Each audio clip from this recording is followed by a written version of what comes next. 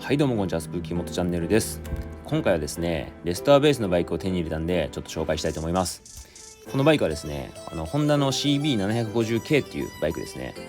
おそらく1980年から82年ぐらいのモデルだと思います。このバイクは知り合いから譲ってもらったんですけど、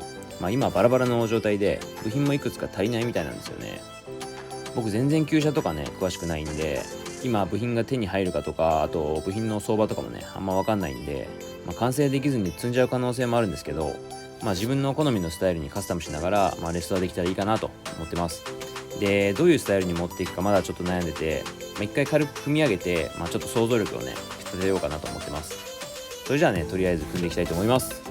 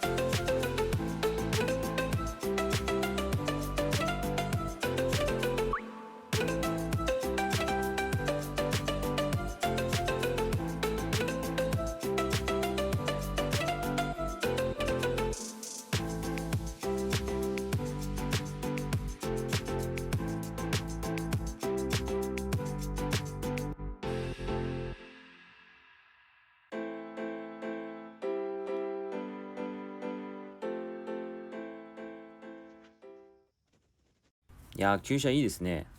こう見るとノーマル仕様で綺麗にレスターするのもいいかなと思いますね。でもそれじゃあんまり面白くないんで、方向性としては、カフェレーサーっぽくするか、オフ系のタイヤ履いてスクランブラー的な感じにするのがかっこいいかなと思いましたね。今後このバイクもいじっていこうと思うんで、またご視聴の方よろしくお願いします。今回はこの辺で終わりたいと思います。バイバイ。